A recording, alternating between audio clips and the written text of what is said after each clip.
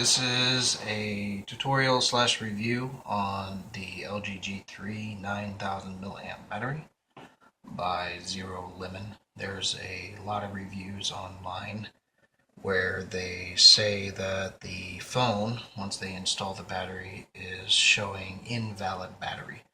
Mine said that too, and then I found out why it said invalid battery, and I'm going to show you all how to install it so that you don't get that invalid battery. So this is the way that the case and the battery will come. This will come in a little box with some cellophane around it. Just unwrap it. Winter's coming up, so if it's cold outside, let the battery get to room temperature first before you go installing it. Don't install a cold battery. So this case is a little tough to get off, but if you have a micro screwdriver or a pair of tweezers in your household, it'll be really easy to get it off. You're going to be sliding in between the two here like this, and then just twist a little bit and get it underneath, and then from there you'll be able to slide it back and forth. Once you get to the corner, you can get your thumb in there like that and just continue to work your way around it and grab it by the inner case and pull up just like that. Then work your way around and it'll come right out. So this is the outer case. This is the inner case. There's two portions of it. These little tabs here, here, here, all the way around are what's holding these two together. So in order to get these out, just kind of slip your thumb under it. Hold it there while you do the same thing on the other side, working your way around. That way they don't clip back together, because they'll do it. And then eventually all of them will come open just like that. What you're going to do next is you're going to take this phone after you've taken the back and the stock battery out, and you're going to lay it face down inside your frame just like that.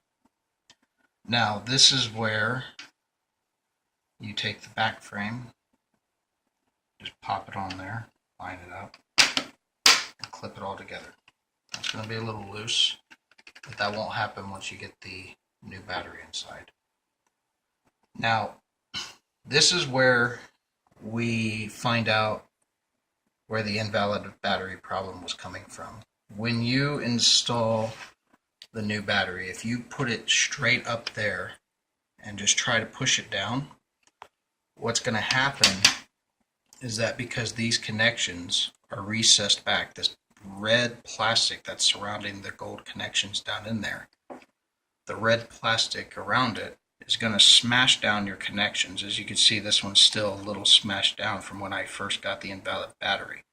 So what I had to do was I had to get underneath of it. This was actually smashed down all the way down like that. So these three were making connections while this last one wasn't. I've seen and heard of other people where there's been more than one that's been smashed down. So what you'll need to do is find the one that's smashed down, just kind of wiggle it up a little bit. Be very, very careful. If you snap it, then even your stock battery isn't going to work correctly. But that being smashed down is going to make it so that it's not going to make connection back into the gold connections on the ZeroLemon battery. But because these are pretty much flush with the plastic here, it will make connection on this. So a lot of people are thinking it's the battery because this works and that one doesn't. Well, no, it's more than likely going to be your connection got smashed down. So in order to install this ZeroLemon battery so that it doesn't smash this down, we're going to take the top part and we're going to go a good inch below those connections. Just lay it in there. It's going to be angled up like that, and that's fine. But we're going to make sure it's even on both sides, and I'm just going to slide it forward.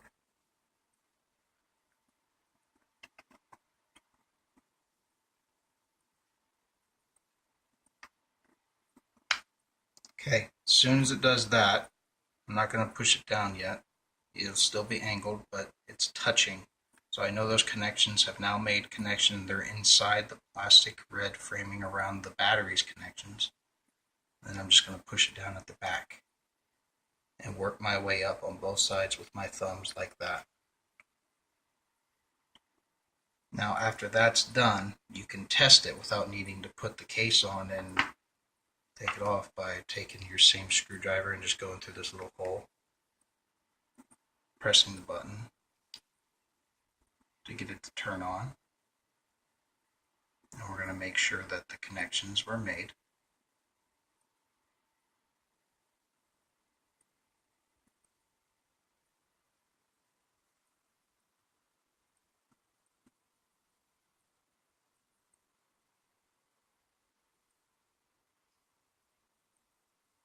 There we go.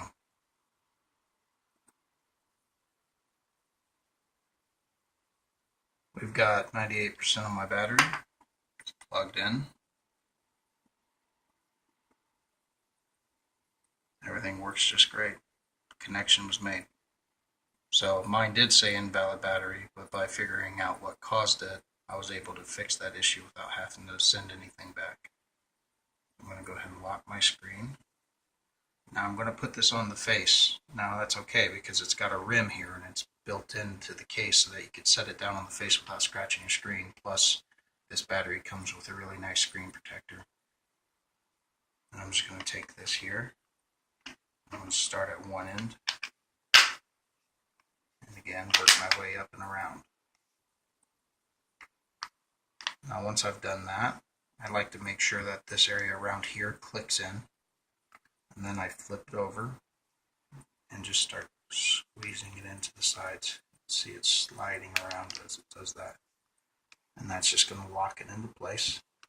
Work your way around.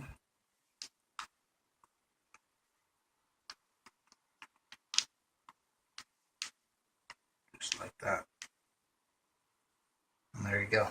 You've got yourself a ZeroLemon 9000 milliamp battery.